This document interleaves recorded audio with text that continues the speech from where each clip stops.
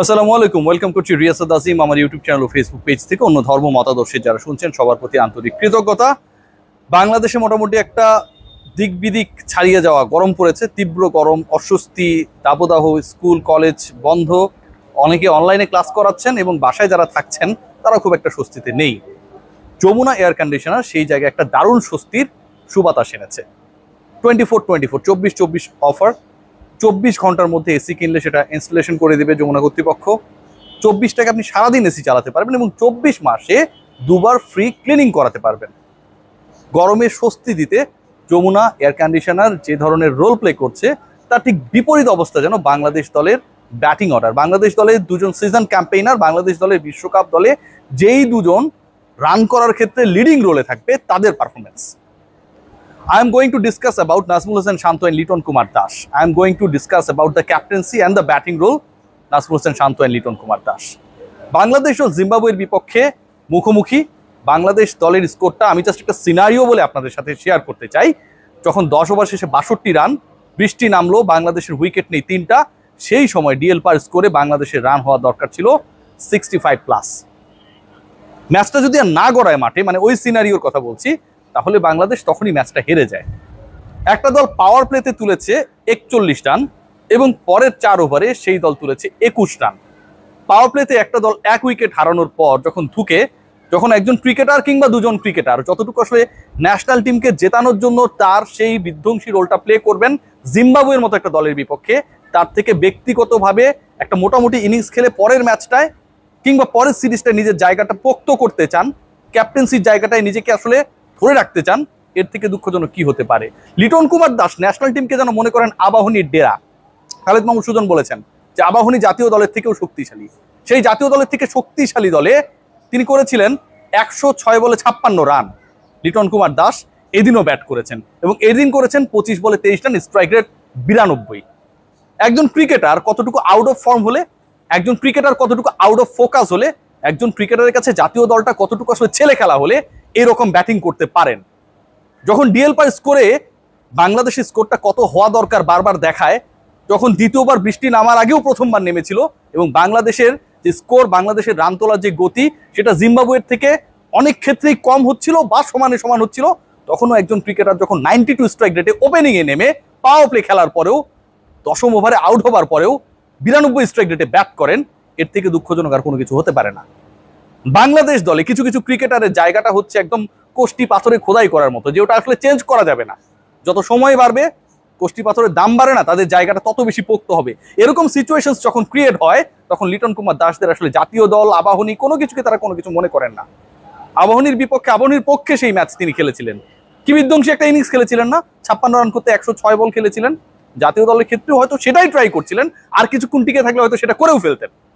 Zimbabwe যেই দলটাকে নিয়ে এত হাসি তামাশা, যেই দলটাকে নিয়ে এত ছোট করা বড় করা, সাকিব আল হাসান বাংলাদেশের সবচেয়ে বড় মেগা স্টার, তিনি যখন অ্যানাউন্স করেন যে বাংলাদেশের বিশ্বকাপ প্রস্তুতির জন্য জিম্বাবুয়ের সাথে খেলা বা এই তপ্ত রোদে খেলাটা গুরুত্বপূর্ণ না, অন্য প্রসেসেও এই প্রিপারেশনটা নেওয়া যেতে পারত, ঠিক তখন এই আয়োজন এবং এই আয়োজনের আয়োজক যারা, একই সাথে সেই আয়োজকদের হয়ে যারা মাঠে নেমেছেন খেলতে, তাদের যে ভূমিকা সেটা প্রশ্নবিদ্ধ হয়েই যায়। নাজমুল হোসেন শান্ত, একবার দেখুন যে বাংলাদেশ দল ক্যাপ্টেনের ডেফিনেটলি একটা গাটসি রোল থাকে। এই যে আমি কথা বলছি না, উইথ গাটস আমি কথা বলছি, ফাজলামি করছি না। আমি জানি অনেক বাধা বিপত্তি আপত্তি অনেক কিছু থাকার পরেও, অনেক বিতর্ক থাকার পরেও এই জায়গাটায় দাঁড়িয়ে রিয়াসাত আজিম কথা বলতে পারবে কি পারবে না, এরকম বিষয়গুলো যখন অনেক সময় অনেকেই সুতায় ঝোলানোর চেষ্টা করেন, ঠিক তখন গাটস নিয়ে দাঁড়িয়ে এখানে কথা বলার সাহসটা দেখাই। আর বাংলাদেশ টিমের একজন ক্যাপ্টেন পরপর 2 দিন টস জেতার পরে বোলাররা হচ্ছে একটা ছোট স্কোরে জিম্বাবুয়েকে আটকে রাখবে, তারপরে আমরা 92 স্ট্রাইক রেটে ব্যাট করে জিতে যাব, এই ক্রেডিট নেওয়ার জন্য আমরা প্রতিপক্ষকে ব্যাটিংয়ে পাঠাই। আজকে টি-20 ক্রিকেট যখন 200 রানে খেলায় পরিণত হয়, আজকে টি-20 ক্রিকেট যখন 180 রানে খেলায় পরিণত হয়, টি-20 ক্রিকেটে বাংলাদেশের এভারেজ স্কোরটা যখন 140-50-এর বেশি হয় না, তখন এই জিম্বাবুয়ের বিপক্ষে আমি টানা 2 ম্যাচে সুযোগ পেয়েও আগে ব্যাট করি না। আমি অন্য ব্যাটারদেরকে পরখ করে দেখি না, পাওয়ার প্লেতে কিভাবে 60, 70, 80 রানস করা যায় সেই চেষ্টাটা আমরা কেউ করি না। কারণ প্রতিপক্ষ 124 রানে 138 রানে অল আউট হবে, তারপরে আমি আমার ইন্টেন্ট শো করবো 6 ওভার 36 বলে 41 রান করলে আমার জন্য এনাফ হয়ে যায়, 6 ওভারে 35 রান করলে আমার জন্য এনাফ হয়ে যায়। এই যে ইন্টেন্ট, এই যে মানসিকতা, এই যে চিন্তা ভাবনা, এই যে বাংলাদেশ দলের হয়ে, জাতীয় দলের হয়ে খেলতে গিয়ে ডিসিশন মেকিং এ গড়বড় করা, এগুলো থেকে নাজমুল শান্তদের বের করবে কে? কারণ তারা কেউ বের হতে চান না। দুঃখজনক হলেও সত্য যে এই জিনিসটা আমরা দেখেছি। নাজমুল হোসেন শান্ত আগের ম্যাচে ফেইল করেছিলেন, আজকের ম্যাচে অনেক ক্ষেত্রে স্লোয়ার বল বুঝতে পারেন না, অনেক ক্ষেত্রে প্রপার লেন্থের বল বুঝতে পারেন না। একটা 6 দেখার মতো মেরেছিলেন, কিন্তু সে পর্যন্তই। সেই নাজমুল হোসেন শান্ত 15 বলে 16 করে আউট হয়ে গেছেন। আগের ম্যাচে 24 বলে 21 করেছিলেন, এদিন তিনি অনেক ইমপ্রুভ করে ফেলেছেন ভাই। 15 বলে 16 করেছেন, 104-5 স্ট্রাইক রেটে ব্যাট করেছেন, মারহাবা, কোনো টেনশন নেই। 16 রান যেহেতু করেছেন, 15 বল যেহেতু খেলেছেন, 100+ স্ট্রাইক রেটে যেহেতু ব্যাট করেছেন, এবং বাংলাদেশ টসে জেতার পর যেহেতু ফিল্ডিং নিয়েছে, তার মানে বোলাররা সব কাজ আমার জন্য করে দিবে, পেটে সব খাবারগুলো পরিবেশিত হয়ে যাবে, আমি শুধু খাবো।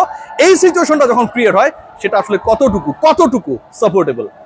যখন লিটন কুমার দাস আউট হয়ে ব্যাক করছিলেন, তখন খুব অল্প সংখ্যক দর্শক জহুর আহমেদ চৌধুরী স্টেডিয়ামে খেলাটা দেখতে এসেছেন।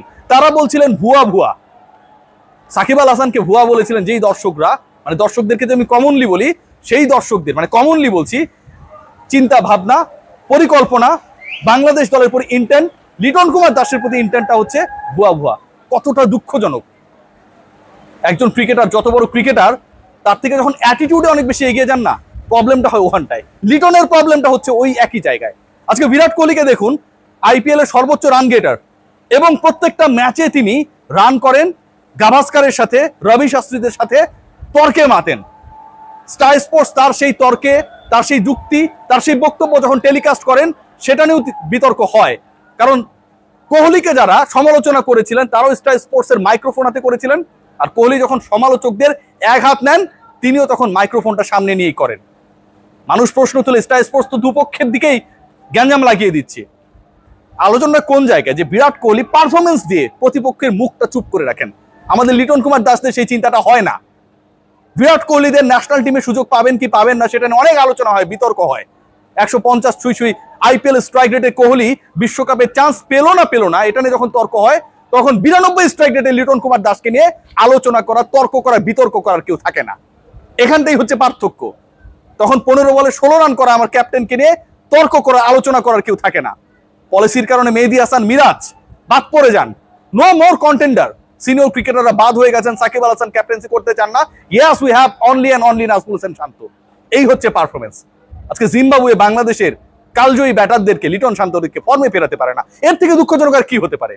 জিম্বাবুয়ের বিপক্ষেও, প্রিয় প্রতিপক্ষের বিপক্ষেও লিটন কুমার দাসদেরকে ব্যাট করতে হয় আন্ডার 100 স্ট্রাইক রেটে। এর থেকে দুঃখজনক আর কি হতে পারে? জিম্বাবুয়ের বিপক্ষে টস জেতার পরে বাংলাদেশ টিম ম্যানেজমেন্টকে ডিসিশন নিতে হয় যে আমরা আগে বোলিং করব, তারা 140-এ অল আউট হয়ে যাবে, আমরা 2 বল বাকি থাকতে, 2 ওভার বাকি থাকতে, 6 উইকেট বাকি থাকতে আমরা ক্রস করে যাব। বিশ্বকাপের পরিকল্পনা, প্রস্তুতি কি এটা? নাকি বিশ্বকাপের প্রস্তুতি হওয়া উচিত যে বাংলাদেশ দল কিভাবে আগে ব্যাট করতে পারে, মোর ওভার্স কিভাবে আমি ক্রিকেটারদেরকে খেলাতে পারি, কিভাবে বাংলাদেশ দলের ক্রিকেটাররা পাওয়ার প্লেকে কাজে লাগাতে পারে, শেষ 5 ওভারকে কাজে লাগাতে পারে, প্রতিপক্ষের উপর প্রেসার ক্রিয়েট করে 180-200 রান করতে পারে। That is the proper preparation of the world cup. আমরা কি সেই পরিকল্পনায় আছি? আমরা নেই। We are just thinking to win 1 more T20 international matches. আমরা শুধু সংখ্যা বাড়াতে চাই।